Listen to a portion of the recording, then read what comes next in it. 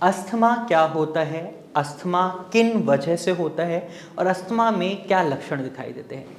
आज इस वीडियो में आपको ये सारी जानकारी देने वाला हूँ। आपका भारत होम्योपैथी के इस वीडियो में स्वागत है और इस वीडियो को एंड तक देखिएगा ताकि आप इस जानकारी का फ़ायदा उठा पाएँ।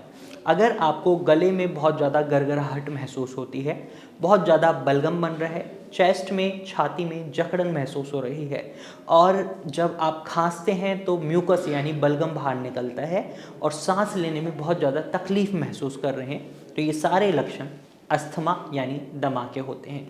और आपको ये लक्षण दिखाई दे रहे हैं तो 90% चांसेस हैं कि आप अस्थमा से सफ़र कर रहे हैं। और ये होता क्यों है, क्या कारण रहते हैं, ये भी जान लेते हैं। अस्थमा होने के बेसिकली 2 कारण रहते हैं। पहला, आपका इम्यून सिस्टम हाइपर एक्टिव हो जाता है, दूसरा आपका इम्यून सिस्टम बहुत वीक होता है। अब ये इम्यून सिस्टम हाइपर एक्टिव और वीक तो होता है, लेकिन इससे होता क्या है, बेसिकली जब आपके एयरवेज में एलर्जेंस जाते हैं तो आपका इम्यून सिस्टम हाइपर एक्टिव होकर उन एलर्जेंस को शरीर से बाहर निकालने पर काम करने लग जाता है और इसके चलते वो आपके एयरवेज में यानी सांस की नली में म्यूकस यानी बलगम का फॉर्मेशन बढ़ा देता है और आपके एयरवेज में सूजन आने लग जाती है, क्योंकि वो जो एलर्जेंस आपके शरीर में जा रहे हैं उन्हें आपका इम्यून सिस्टम डिस्ट्रॉय करना शुरू कर देता है। रिजल्ट क्या होता है, एयरवेज में सूजन आती है। जैसे सपोज ये आपके एयरवेज हैं और इसके अंदर जब म्यूकस का फॉर्मेशन बढ़ जाता है तो ये स्पेस कम होने लग जाता है और सांस की जो हमारे शरीर को रिक्वायरमेंट होती है वो कम हो जाती है।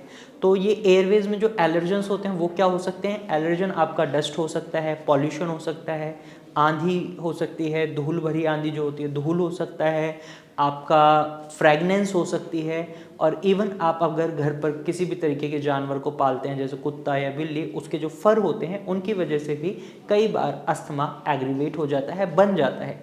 इसके साथ साथ अगर आप बहुत तली भुनी हुई चीज़ें खा रहे हैं तो कई बार ये भी अस्थमा का कारण बन जाती हैं। और कई बार जो पॉलन ग्रेन्स होते हैं, परागकण, यानी जब मौसम बदलता है फूलों पर नई नई कलियां आ रही होती हैं, तो ऐसे में अगर वो भी आपके एयरवेज में के टच में आ जाते हैं, सांस लेने के समय आपके एयरवेज तक पहुंच जाते हैं, तो इससे भी आपके शरीर में अस्थमा बन सकता है। तो ये कारण था हाइपर एक्टिव जब आपका इम्यून सिस्टम होता है तब अस्थमा कैसे होता है। दूसरा कारण जो देखने को मिलता है वो होता है इम्यून सिस्टम का वीक होना। जब आपका इम्यून सिस्टम बहुत ज़्यादा वीक होता है, कमज़ोर होता है, तो वो एलर्जेंस के अगेंस्ट काम नहीं कर पाता, जिसकी वजह से आपके एयरवेज में सूजन आ जाती है और म्यूकस का फॉर्मेशन बढ़ जाता है। ये अक्सर बच्चों में देखने को मिलता है और इसी वजह से इसको हम चाइल्डहुड अस्थमा भी बोलते हैं। जो बच्चों में अस्थमा होता है उसमें अक्सर हमें ये देखने को मिलता है इम्यून सिस्टम वीक होता है।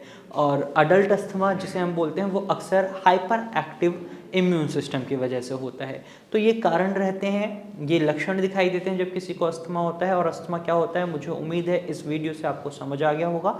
अगर आप अस्थमा से सफ़र कर रहे हैं तो भारत होम्योपैथी की डॉक्टर की टीम से आप कंसल्ट कर सकते हैं। स्क्रीन पर दिए गए नंबर पर कॉल कर आप डॉक्टर से एडवाइस ले सकते हैं। आज के वीडियो में सिर्फ इतना ही। अगर ये जानकारी पसंद आई है तो वीडियो को लाइक और शेयर जरूर कीजिएगा और ऐसे ही इन्फॉर्मेटिव वीडियोज़ देखने के लिए हमारे चैनल को सब्सक्राइब कीजिएगा। Thank you for watching.